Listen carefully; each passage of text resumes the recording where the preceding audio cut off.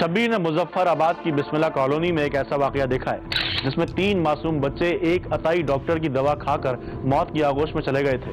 ये बच्चे कौन थे और उनकी अचानक मौत के बाद उनके वालिदैन के दिल पर क्या गुजरी, देखिए इस कहानी में। मुजफ्फराबाद की बिस्मिल्लाह कॉलोनी में इंतहाई पसमानदा और गरीब घराने में आंख खोलने वाले प्यारे प्यारे बच्चे, जिनकी उम्रें 5 से 9 साल के दरमियान थीं, भूख से बिलबिला रहे थे और उनकी माँ अपने शौहर की जानिब शिकायती नजरों से देख रही थी। अरे चुप करा ले दोनों को, सुबह से सर फटा जा रहा है मेरा। मैं कहाँ से चुप करवा लूं? भूख से बिलक रहे हैं ये, सुबह से भूखे हैं। तुम्हें रहम नहीं आता इन बच्चों पर? अरे तो मैं क्या करूं? चोरी करूं, डाका डालूं? अब मजदूरी नहीं मिली तो मैं क्या करूं? अरे ओ, चुप हो जाओ, करता हूं कुछ खाने का तुम लोगों के लिए। रहने दो, तुम क्या करोगे? यहाँ लेट के बातें बनाओ सिर्फ। मैं लेकर आती हूँ खाने के लिए होटल से कुछ। चल बेटा, तू मेरे साथ चल।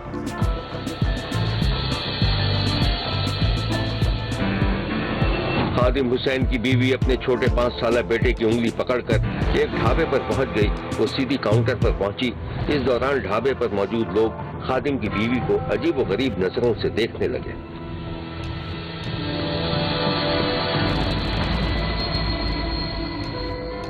जी, क्या चाहिए आपको? बताती हूँ। जब काउंटर के सामने खड़े हुए आदमी इधर उधर हो गए तो खादिम की बीवी ने अपने चेहरे से चादर सरकाई और इंतहाई धीमे लहजे में उससे सालन और रोटियां तलब की। एक सालन और 6 रोटी कितने की मिलेगी? 160 रुपए। अगर ये पैसे मैं बाद में दूं तो? मैनेजर ने एक नजर उसके चेहरे पर डाली और फिर मोम हो गया। अधिक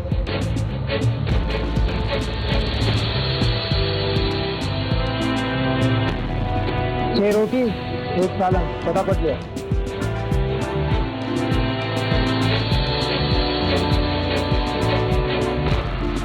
अच्छा सुनो, पैसे का कोई मसला नहीं है, जब भी वो दे जाएंगे। माशाल्लाह आपका बेटा बहुत खूबसूरत है। ये मेरा बड़ा बेटा है।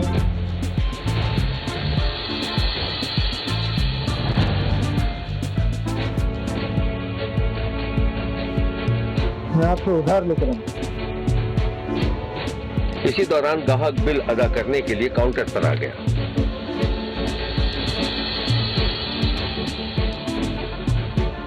ग्राहक जेब में हाथ डालते वक्त कनखियों से खादिम की बीवी को भी देख रहा था। फिर वो बाहर निकल गया।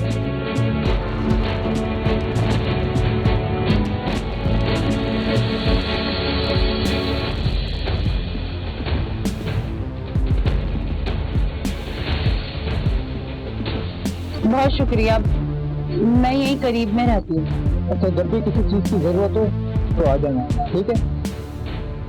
ठीक, शुक्रिया।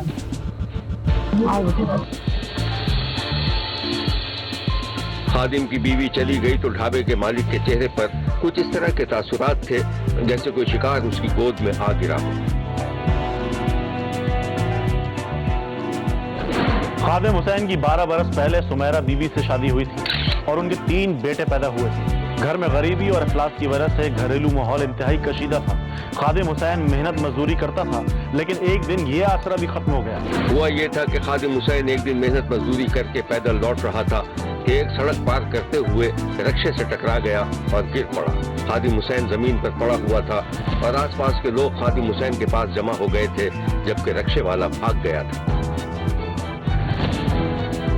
लोगों ने एक रक्षा रोका और खादिम हुसैन को उठाकर रक्षे में डाला और अस्पताल ले गए।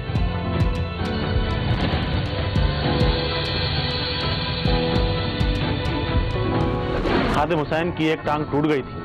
थोड़े बहुत इलाज मुआवजे के बाद उसका जख्म ठीक तो हो गया, लेकिन एक टांग हमेशा के लिए खराब हो गई और वो लंगड़ा कर चलने लगा। ऐसे में मेहनत मजदूरी से भी गया, लेकिन वो इस हालत में रोजगार के लिए घर से निकलता रहा।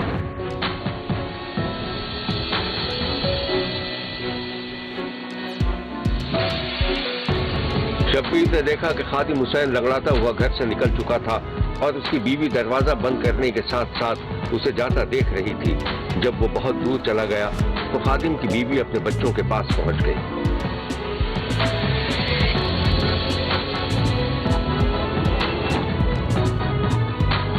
ये लो बच्चों, जाओ तुम लोग चीज लेकर आओ, और सुनो ज्यादा दूर मत जाना।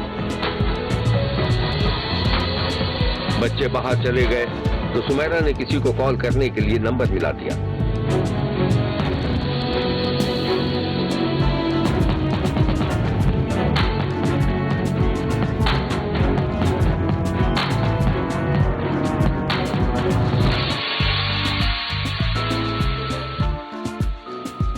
हेलो, कौन बोल रहा है?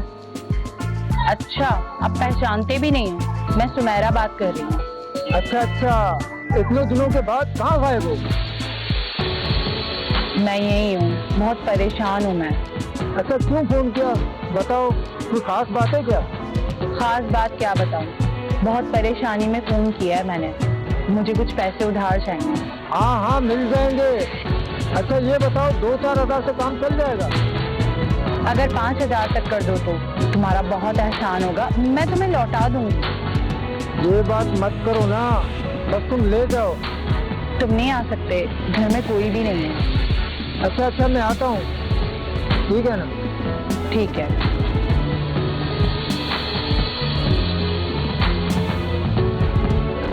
खादिम हुसैन का घर वैसे ही कर्ज और उधार पर चल रहा था। खादिम हुसैन बेरोजगार था और उसकी बीवी ही किसी न किसी से कर्ज उधार लेकर घर चला रही, जिस पर खादिम हुसैन अपनी बीवी के किरदार पर शक करने लगा।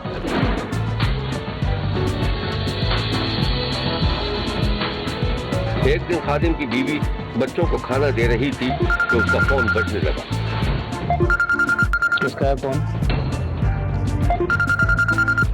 इस कहानी की मजीद तफसीलात हम आपको दिखाएंगे, लेकिन एक ब्रेक के बाद। कहीं जाइएगा मत, क्योंकि कोई देखे ना देखे, शब्बीर तो देखेगा।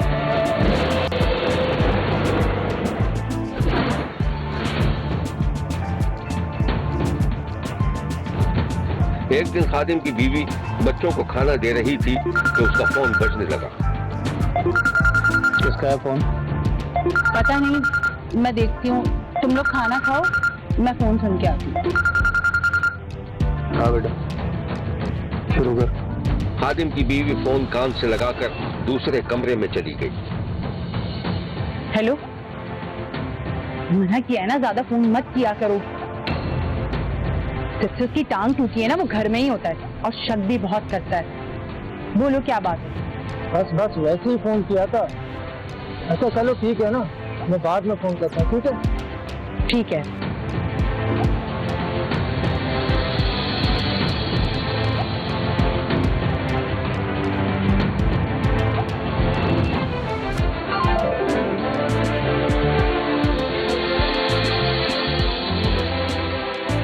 वो होटल वाले का फोन था।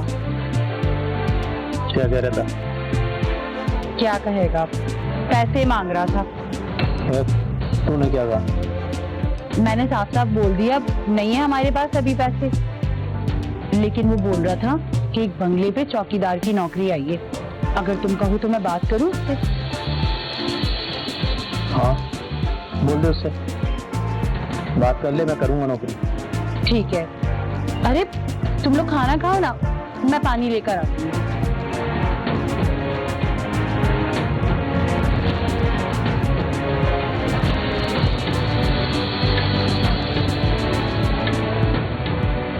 माजूर शौहर एक बंगले का चौकीदार हो गया था और घर में कुछ पैसे आने लगे, लेकिन शायद बदनसीबी ने इस घर का रास्ता देख लिया। शब्बीर ने एक दिन देखा कि खादिम हुसैन बंगले पर चौकीदारी कर रहा था कि उसका मालिक उसके पास आ गया। सलाम साहब। वालेकुम सलाम। और खादिम हुसैन कैसे हो? अल्लाह का बड़ा शुक्र है सरकार। ये लो तुम्हारे एक माह की तनख्वाह और कुछ पैसे और भी रख लो, तुम्हारे काम आए। बहुत शुक्रिया, बड़ा एहसान है सर साहब आपका। लेकिन खादिम हुसैन मैंने मकान भेज दिया है, मैं दुबई जा रहा हूँ। अच्छा तो शेख साहब कल से फिर नहीं आऊँ मैं? हाँ आज मजबूरी है।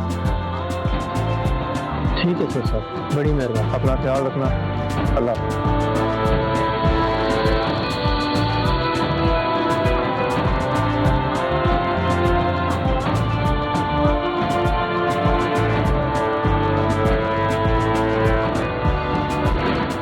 चौकीदारी की नौकरी खत्म हुई तो खादिम हुसैन जैसे टूट फूट गया था। 3 बच्चों की किफालत का बोझ और फिर बीवी के किरदार पर शक ने उसे अजीब सी उलझन में मुब्तला कर दिया था। इलाज मुआवजा तो दरकिनार, एक वक्त की रोटी के भी लाले पड़ गए थे। एक दिन शब्बीर ने देखा कि खादिम की बीवी अपने शौहर से लड़ रही थी। कुछ खबर है तुम्हें? तुम्हारे बच्चे 2 दिन से बुखार में तप रहे हैं। वही मैं सोच रहा हूँ कि आखिर क्या करूँ उनके लिए। बस सोचते रहना, और जब वो मर जाए ना तो जाके उनकी कब्र पे बैठ के रोते रहना तुम। अरे तेरे मुंह में खाक, कुछ खुदा का खौफ कर। तो और क्या करूं मैं? तुम ही बताओ क्या करूं मैं? अच्छा, देखता हूँ, डॉक्टर के पास जा रहा हूँ, लेके आता हूँ दवाई उनके लिए।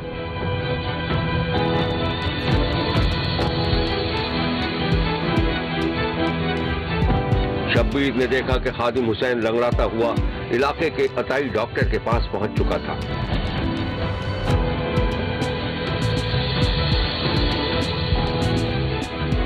अरे हाँ खादिम, क्या हाल है, कैसे हो? हाँ डॉक्टर साहब, मैं तो ठीक हूँ, लेकिन मेरे 3 बच्चों को जोरों से बुखार चढ़ा हुआ है। कोई दवा दे दो उनके लिए। लेकिन डॉक्टर साहब पैसा नहीं है मेरे पास। अरे यार, पैसे की क्या जरूरत है, कोई मसला नहीं है। ये बताओ, उनको उल्टी वगैरह तो नहीं हो रही? नहीं डॉक्टर साहब, उल्टी कोई नहीं हो रही, सिर्फ बुखार होता है। मौसमी वायरल होगा, कोई मसला नहीं, मैं आपको दवाई लिख देता हूँ।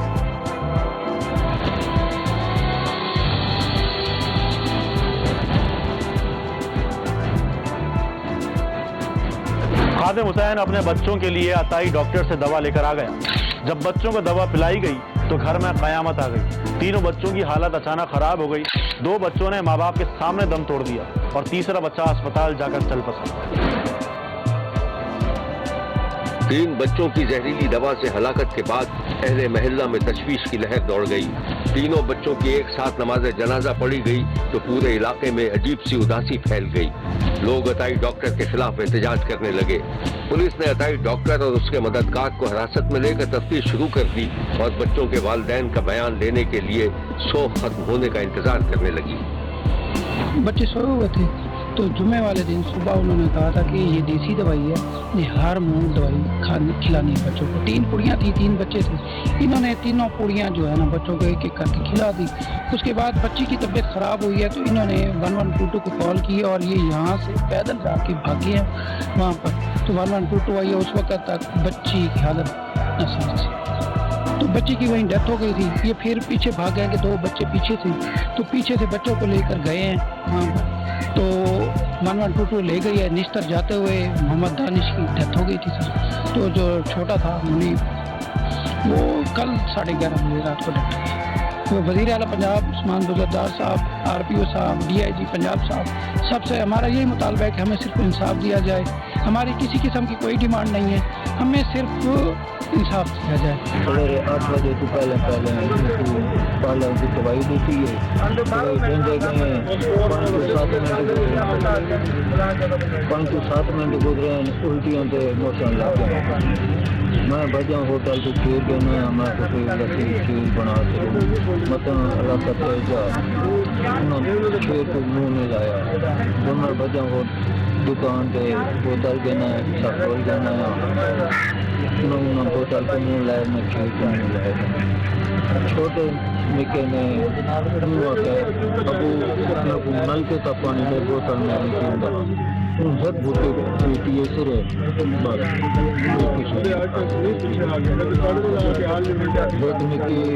हो गई है। इसके ऊपर जो प्रिलिमिनरी एक्शंस थे जो कि एज पर लॉ होते हैं वो सारे कर लिए गए हैं। इंक्वायरी कमेटी की एज सच सरे दस्त ज़रूरत नहीं थी, क्योंकि ये एक बड़ा सीधा केस है जिसमें कोई भी इस तरह का केस हो तो जो लॉ है इट टेक्स इट्स कोर्स। हमने वो क्लिनिक सील कर दिया, हमने बंदे को अरेस्ट कर लिया हमने वहाँ से लैब सैंपल्स लेके जो स्पूरियस ड्रग्स थी उनको लैब में भिजवा दिया। और नंबर 4 हमने बच्चों के पोस्टमार्टम की रिपोर्ट भी आज PFSA को, पंजाब फोरेंसिक साइंस अथॉरिटी को हम इंशाल्लाह भिजवा देंगे आज पोस्टमार्टम।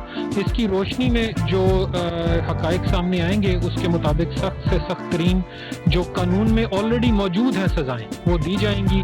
और इससे इस फैमिली के नुकसान का अजाला तो मुमकिन नहीं है, लेकिन इस बात को हत्तुल मकदूर इंश्योर करने के लिए कि आइंदा कभी इस किस्म का कोई वाकया ना हो हमारे ज़िले में, हमारे मुल्क में, हमारे सूबे में, तो इसको हम इंश्योर करेंगे इंशाल्लाह। जैसे ही शोक खत्म हुआ पुलिस मरने वाले बच्चों के घर पहुंच गई, लेकिन यहाँ पुलिस को एक ऐसी खबर मिली कि वो चकरा कर रह गई। बच्चों के मरने के तीसरे दिन गरीब बाप ने जहर खाकर अपनी ही जिंदगी का खात्मा कर दिया था। पुलिस को ये सब मशकूक लग रहा था और वो बच्चों की मां से तफ्तीश कर रही थी। बहुत शरीफ चोर है, पहले 3 बच्चों का सानिया थी कि डाउट पै गए डॉक्टर वगैरह से। रात में ठीक है, रात 10:30 बजे तो नहीं सब बैठे रह गए बिल्कुल ठीक है। सवेरे सब फोन आया भाई उनकी तबीयत यूं है खराब थी गई है जिमें भाई बच्चों के नाल थे इस आए तो डेथ थी गई है। पुलिस ही फुल तावन करें पे, अफसरान इस फुल तावन करें पे, पहली डिभार ही उन्हें तावन की थे। लिहाजा ये गुजारिश है पुलिस खोज लावे जो असल मुजरिम है वो है ना भाई सख्त तो सख्त सजा दी बन जाए। तबियत खराबी में तो ये 6 बजे उठे, 6 बजे उठ के अंदर गया, 6 बजे उठ के ताला खोले सी कोठे था, ताला खोल के ते दात धो के अंदर पखे शाम के पखे सुते हूँ वाले पता नहीं क्या सिखाती क्या नहीं सिखाती। मैं उठ के नमाज और उठ के तस्बीह पढ़ी या मेरे को पता नहीं क्या सिखाती क्या नहीं सिखाती। हाँ पुलिस ने अगर तो हक मिला वैसी ठीक है, तो हक मिला वैसी अगर डॉक्टर ने दवाई दी है ऐसा डॉक्टर को वो करे ठीक है। पुलिस ने को की है उन्होंने खादे हमने पता नहीं दवाई केड़ी खादी केड़ी नहीं खादी, दवाई खाने के उनको उल्टी आ गई है। मैं रोंदी बैठी घर कदी बैठी मेरे को दवाई दे माए खा के मारे मेरे को दवाई तो 10 दवाई की था आज दवाई में खादी भी क्या नहीं मेरे को ये। बच्चों की मां से तफ्तीश के नतीजे में हैरतनाक इंकशाफात सामने आए। बच्चों की मां सुमैरा का कहना था कि उसके और उसके शौहर ने गुर्बत से तंग आकर खुद बच्चों को जहर दिया था और खुद भी मरने का मंसूबा बना लिया था। शौहर ने जहर खाकर जान दे दी थी, जबकि वो जहर खाने वाली थी कि अचानक कुछ लोग आ गए जिनकी आमद से उसका ये मकसद फेल हो गया। पुलिस ने इस केस के हवाले से जो कुछ बताया था वो ये है। इनिशियल इंफॉर्मेशन जो हमने कलेक्ट की उसमें हमें यही अंदाज़ा हुआ कि ये जो चीज़ें अताई डॉक्टर था साथ में उनसे दवाई ले के रात को उनको खिलाई गई थी। बच्चों को पिछले 4-5 महीने से खांसी थी, उसकी वजह से जब दवाई खिलाई गई तो बच्चों की हालत गैर हो गई, जिसकी वजह से उन्हें हॉस्पिटल शिफ्ट करना पड़ा। हमने जो अपनी इन्वेस्टिगेशन है उसको फर्दर जब आगे ले के चले तो हमने डॉक्टर को अरेस्ट किया। जो कंप्लेनेंट था खादिम हुसैन, इस FIR का कंप्लेंट था, उसकी पॉइंटेशन पे डॉक्टर साहब से जब हमने चीज़ें पूछी तो डॉक्टर ने ये एक चीज़ क्लियर की कि मेरे पास ये पेशेंट आया ही नहीं है। हमारे पास उसकी स्टेटमेंट वगैरह इंटेरोगेशन रिपोर्ट हमारे पास मौजूद है, उसमें खादिम हुसैन को ये डाउट हुआ कि शायद पुलिस को इस चीज़ का अंदाज़ा हो गया। सेम खादिम हुसैन ने यही चीज़ कन्वे की रात को एक दिन सुबह खुद जहर खाने से पहले कि पुलिस को शायद इस चीज़ का शुबा हो गया कि जो दवाई हम लेके आए थे जो कि पॉइजन सब्सटेंस था, दवाई नहीं थी, वो डॉक्टर से नहीं लेके आए, वो घर में या मैं ही कहीं से लेके आया हूँ। तो सुबह खादिम हुसैन की डेथ हुई।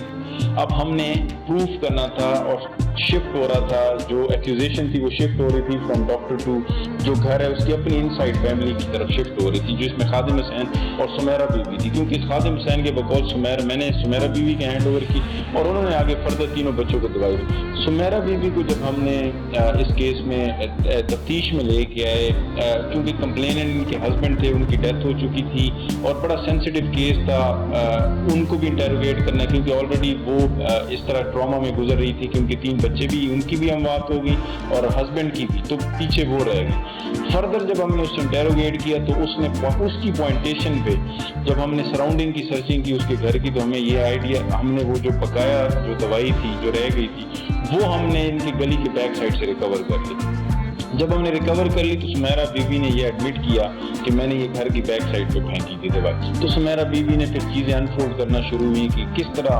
जिस तरह हमने इरादा बनाया था 3-4 महीने पहले कि चूंकि तंगदस्ती और गुर्बत की हालत थी तो हम इस चीज़ से बिल्कुल तंग आ गए थे और इसी चीज़ हमें आगे लेके चली। तो मैं और मेरे मियाँ ने ये डिसाइड किया हम खुद भी जहर खाएंगे और अपने बच्चों को भी खिलाएंगे। ये है वो मासूम बच्चे जिन्हें उनके वालिदैन ने खुद जहर देकर मार दिया था।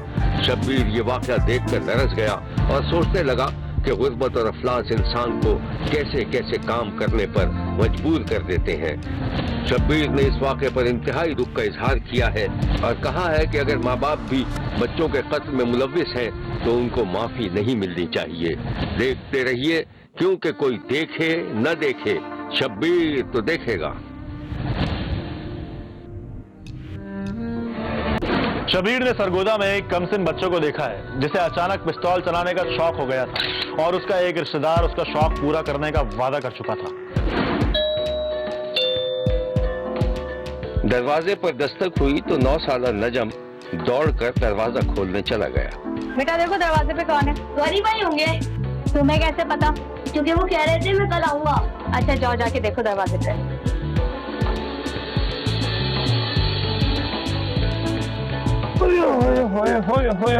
अरे गनी, अरे भाई माशाल्लाह बहुत भारी हो गया, पुख्ता भी नहीं है। देखा, मैंने कहा था ना गनी भाई होंगे। गनी भाई आपने मुझे गंगा कहा था। गनी ये क्या मांग रहा है तुमसे? अरे भाभी कुछ नहीं, बस उसे गिफ्ट मंगवाया था वो लेकर आया हूँ। चल भाई अपनी आंखें बंद कर, शाबाश। बच्चे ने आंखें खोली तो गनी ने उसको एक खिलौना पिस्तौल दे दिया। चल अब आँख खोल। याहू! देखो ये बच्चा है, घर में किसी सबको इस तरह बाहर मोड़ के ना बराबर ही कर देगा। चल भाई तो ऐसे अंदर जा, मेरे अम्मी से बात करनी है। चल शाबाश। और भाभी आप सुनाएं, तबीयत कैसी है आपकी? और भाईजान कैसे हैं? हाँ मैं भी ठीक हूँ और तुम्हारे भाई भी ठीक हैं, अभी जॉब पे गए। अच्छा भाभी वो नसीम तो आती होगी, और कितने बच्चे हो गए उसके? तुम्हें क्या जरूरत है उसके बारे में इंफॉर्मेशन लेने की? वैसे भी नसीम जब भी आती है तो कोई से सीधे मुंह बात ही नहीं करता। तुम्हारे भाई तो उसका नाम लेना क्या उसे देखना भी गवारा नहीं करते। 9 साल हो गए हैं इस बात, लेकिन अभी तक नहीं सुने। तो भाभी से काम भी तो ऐसा किया था ना, किससे पूछा मशवरा किया और अपनी पसंद की शादी कर ली। अल्लाह शरीकों के घर में भी ऐसा होता है। हाँ हाँ तुम तो जरूर कीड़े निकालोगे, उसने शादी के लिए तुम्हें मना जो कर दिया था। मैं तो पहले भी उसमें दिलचस्पी नहीं लेता था, तो अम्मा ही नसीम नसीम कहती थी और यही ख्वाहिश देख के दुनिया से चली गई।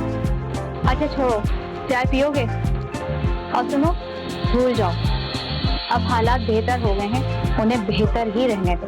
नसरीन नामी लड़की ने 10 बरस पहले अपनी पसंद की शादी कर ली थी जिससे पूरे खानदान वाले नाराज थे और नसरीन से मरासिम खत्म कर लिए थे। खास तौर पर नसरीन का कजन गनी ना सिर्फ नाराज था बल्कि कभी कभी वो नसरीन को रिश्ते से इनकार करने की सजा देने के बारे में भी सोचता था।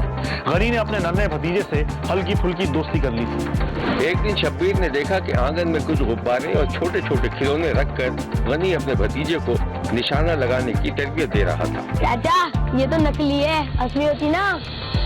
अबे असली होती तो क्या, वो गुड़िया है, गिर जाती वो तो फिर भी। गिर नहीं जाती, मर जाती। अबे भला खिलौने भी कभी बनते हैं क्या? है पागल। अच्छा चाचा मुझे अब असली गन चलानी है। मगर एक शर्त है, अगर तू अच्छे नंबर लेकर आएगा ना पढ़ाई के अंदर, मैं तुझे इससे अच्छी और असली बंदूक लेके दूंगा। याहू, ये बात हुई ना, अब मैं पढ़ाई में अच्छे नंबर लेकर आऊंगा। लगाऊं निशाना? पागल हो गया क्या? पहले अच्छी तरह पढ़ाई कर और अच्छे नंबर लेकर आ, फिर तुझे बंदूक। चल बाद में खेलेंगे।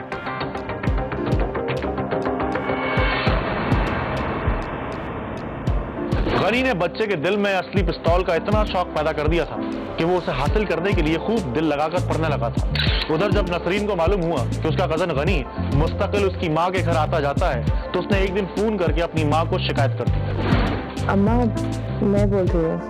बोल बेटा, अब कैसी है? अब तो घर पे क्यों नहीं आती? अब तो सब कुछ ठीक हो गया है। अम्मा आप बताएं, सुना है 24 घंटे गनी वहीं पर ही मौजूद होता है, बस इस वजह से मैं उसका सामना नहीं करना चाह रही। और आप बताएं। तेरा सगा कजन नहीं, क्या घर से निकाल दूं उसको? मुझे नहीं पता अम्मा, बहुत डर लगता है मुझे उससे। इस कहानी की मजीद तफसीलात हम आपको दिखाएंगे, लेकिन एक ब्रेक के बाद। कहीं जाइएगा मत, क्योंकि कोई देखे ना देखे, शब्बीर तो देखेगा। अब तो घर पे क्यों नहीं आती? अब तो सब कुछ ठीक हो गया है। अम्मा आप बताएं, सुना है 24 घंटे गनी वहीं पर ही मौजूद होता है। बस इस वजह से मैं उसका सामना नहीं करना चाह रही। और आप बताएं, तेरा सगा कदर नहीं, क्या घर से निकाल दूं उसको? मुझे नहीं पता अम्मा, बहुत डर लगता है मुझे उससे। बहुत बड़ा हासिल है वो। ये दूर बैठकर फजूल बातें मत सोचा कर तू। अम्मा मगर मुझे बहुत याद आता है। एक दिन के लिए उसको भेज दो मेरे पास। तेरा भाई उसको जाने नहीं देगा, तो आ जा इधर। कई दिन हो गए हैं तुझे देखे हुए। और सुन, अपने शौहर और बच्चों को साथ मत लाना। तुझे पता है ना उसके गुस्से का वो कैसा है। हद होती है अम्मा, आप तो मेरे साथ ऐसा सलूक कर रही हैं जिसे मैंने शादी नहीं 2-4 कत्ल कर दिए हो। मैंने तो आप लोगों की मुश्किल आसान की है ना। ठीक है, नहीं आ रही है। हद करती है ये लड़की।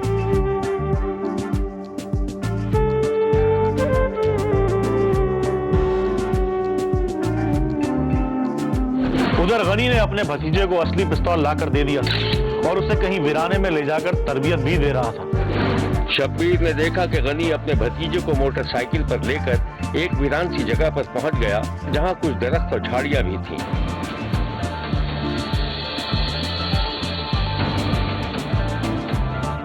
देख नजम, ये है वो सारी जगह ना जहां हमने खरगोश का शिकार करना है, समझ गया? खरगोश? रैबिट? हाँ, चल आजा।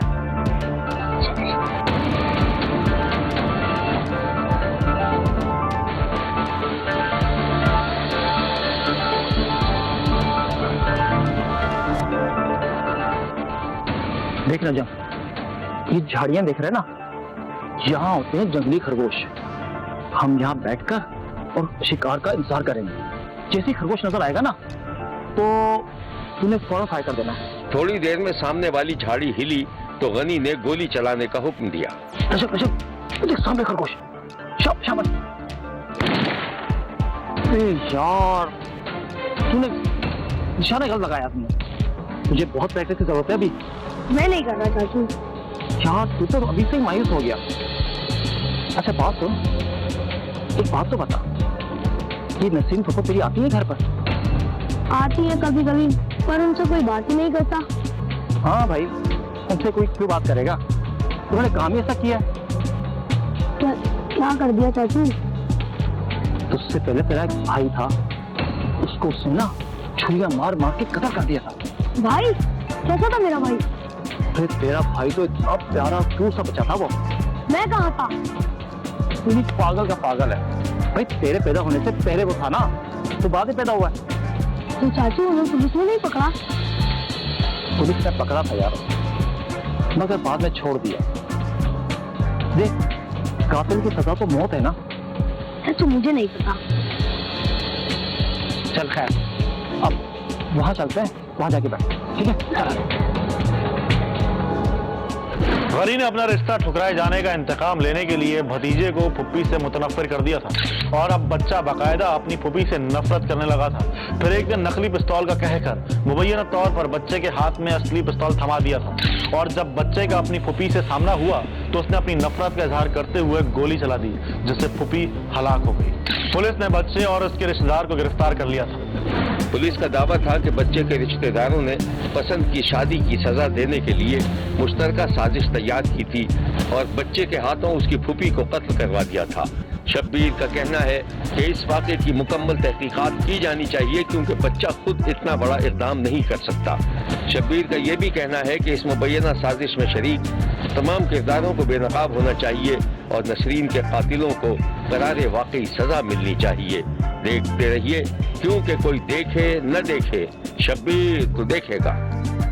शब्बीर का कहना है कि वो देख रहा है और मुसलसल देखता रहेगा।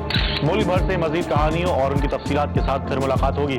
देखना ना भूलिएगा, क्योंकि कोई देखे ना देखे, शब्बीर तो देखेगा।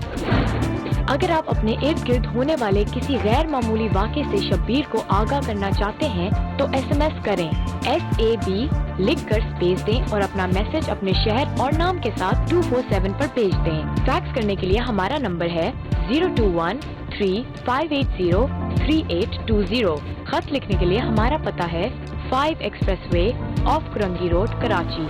एक्सप्रेस न्यूज शब्बीर तो देखेगा।